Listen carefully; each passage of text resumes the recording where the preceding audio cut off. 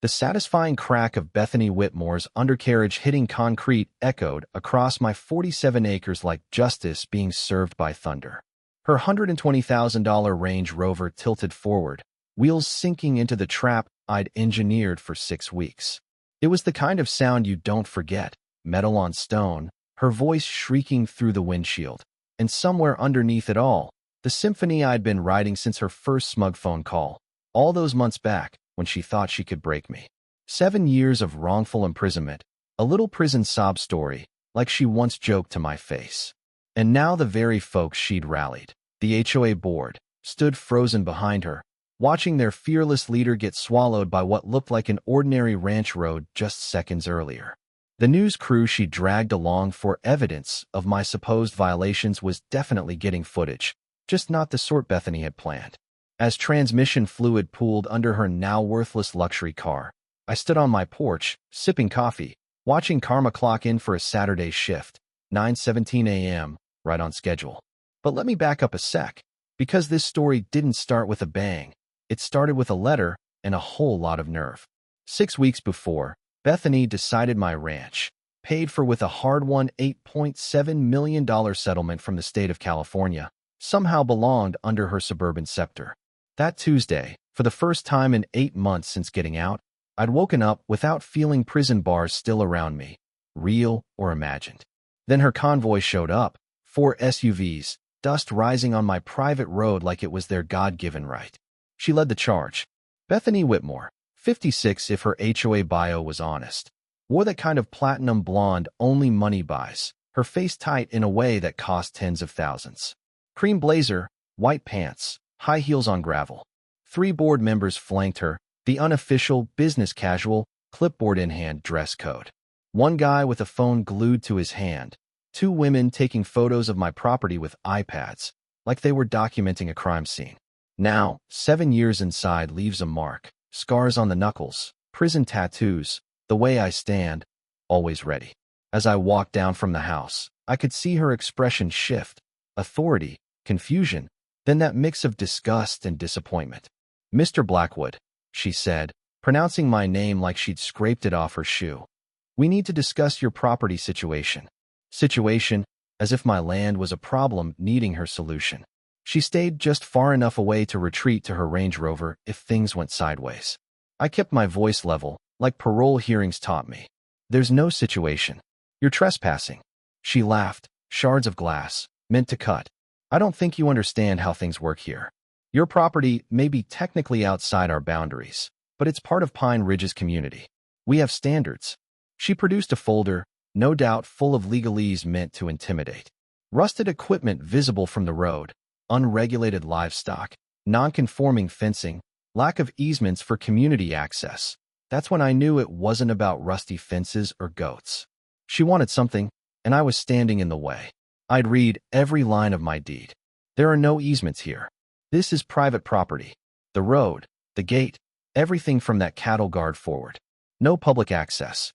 The older guy, Harold Fitzgerald, I'd learned, stepped up, clipboard at the ready.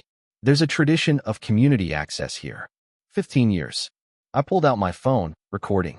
"You're trespassing. Please leave immediately." Bethany's smile turned shark-like.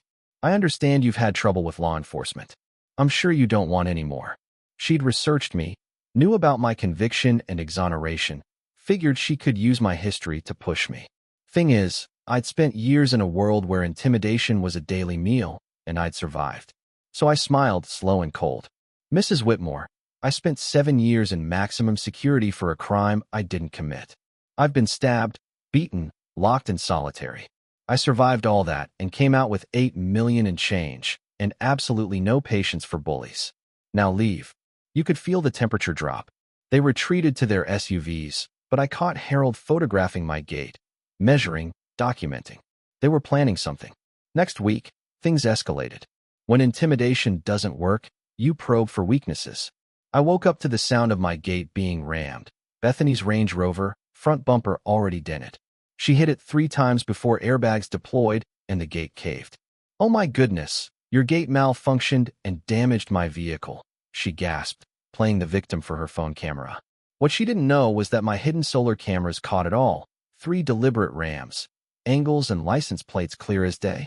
When Deputy Stone arrived, tall, tired, seen it all, he quietly told me, "She's connected. Proof she did this." I showed him the footage. "Want to press charges?"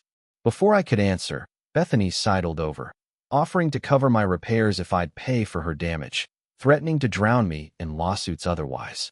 I said I'd handle my gate myself, for now. She heard the "for now" loud and clear. As soon as Stone left, she dropped the mask. "You're going to sell this property to my husband's company. The offer will be generous. Or you can stay and fight and lose everything. We've done this before." She'd done it to families up and down the county line, using HOA harassment to drive people off their land, flipping the properties for huge profits. But she'd underestimated me. That night, with a little help from Eleanor Hutchinson, a retired judge who'd been keeping tabs on the Whitmores for years, I dug through records. 6 families in 5 years, all forced out by the same pattern of harassment, all bought up by Preston Whitmore's company. It wasn't just greed, it was about the water. My ranch sat on a massive aquifer, worth millions to developers. That's what they really wanted. Eleanor handed me a flash drive. 3 years of documents, recordings, evidence of everything from bribes to forced sales. "The FBI cares about this sort of thing," she said, "especially with your background." Just as the truth dawned, my security camera pinged. Preston Whitmore himself at my gate, 2 goons in tow, scoping the land. The next day, I got an offer. $12 million, 50% over market, with a not-so-subtle threat about infrastructure accidents if I refused. But Preston and Bethany had a pattern. When intimidation failed, they used sabotage. Past victims had mysterious sinkholes and road collapses. So I leaned into my secret weapon, a geology degree, earned in prison, my own education against their empire. I spent days planning, calculating, digging, a road repair right where an old stream bed had been filled, installing supports that would hold up to 2 tons but collapse under anything heavier, like, say, a Range Rover. I filed all the permits, hired a contractor with his own beef against the Whitmores, and made sure everything looked legal, until it wasn't. I posted warning signs, agricultural equipment only, weight limits, all late enough that Bethany would miss them if she tried to barge in again. Monday morning, convoy formation. Range Rover, BMW, Bentley, news van. Bethany primping for her close-up, reporter Cassidy Brennan ready to spin her angle. I watched from the window, coffee in hand. The camera rolled as Bethany's Range Rover hit my driveway, barreling through the warning signs, straight into the engineered trap. Physics took over, front end dropped 8 feet, airbags erupted, designer sunglasses flying, primal scream that cut through the morning. Harold's BMW braked just in time. The rest of the convoy stalled out. The news crew, stunned, kept filming. I strolled over, coffee mug still in hand, wearing my best concerned citizen face. "Oh my goodness, someone's driven into my maintenance area." I posted weight limits.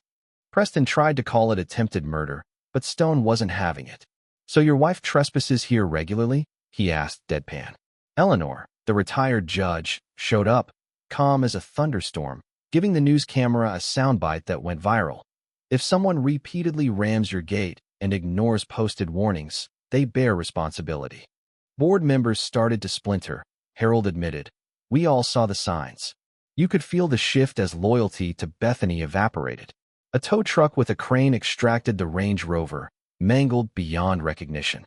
News mics caught Preston panicking on the phone about asset protection. Stone took statements from the crew and board, who threw Bethany under the bus. Even as paramedics checked her for injuries, she shouted threats. "I'll bury you in legal fees." But her power was gone. I just handed Stone my permits, documentation, video evidence. Let them fight the mountain of truth. That day, Eleanor laid out the files. Years of evidence, property flips, bribery, harassment, money laundering. The news ran with it. Cassidy's story shifting from HOA's safety dispute to systematic corruption and racketeering. FBI warrants came within 2 days. The Whitmore's home and Preston's office were raided, their shell companies exposed, their connections no longer a shield. Bethany and Preston went down hard, federal charges for racketeering, money laundering, and conspiracy. The county commissioner got cuffed at his desk. Pine Ridge held an emergency meeting, voted Bethany out, apologized on camera, and the HOA dissolved overnight. Property values actually climbed as people realized they could live in peace. At the trial, victims lined up to testify. I explained the geology, the water rights, how they tried to steal not just land but a future. The trap I'd set became the symbol, a literal and figurative hole that Bethany dug for herself. 12 years for her, 15 for Preston, their fortune liquidated, their empire ruined. I kept a bit of the pit as a reflection pool, a local landmark with a plaque. Justice has depth. Eleanor and I built a nonprofit to fight HOA abuse. Cassidy's story won awards. And, yeah, we started dating. The ranch became a sanctuary for exonerees. Water rights funded sustainable farming for other families they'd hurt. A month ago, Bethany wrote me from prison, complaining about injustice, the system, the rules she didn't agree with. I wrote back, just once, prison's hard for everyone, especially for those who've never faced consequences. Use the time to reflect, or don't. That's still your choice. Now, every morning at 9:17, I lift my coffee and toast karma, geology, and the deep satisfaction that comes from knowing the good guys can win, if they know how deep to dig. The Pine Ridge sign now reads, "A community of neighbors, not rulers." Someone added, "Speed limit enforced by gravity." And if you're wondering what's right or wrong, or where justice ends and revenge begins, drop a comment, tell your story, argue your side. Because in the end, the only thing more satisfying than winning is knowing everyone's watching. If this story hit home, hit that like, subscribe, and let's keep digging for justice, one story at a time.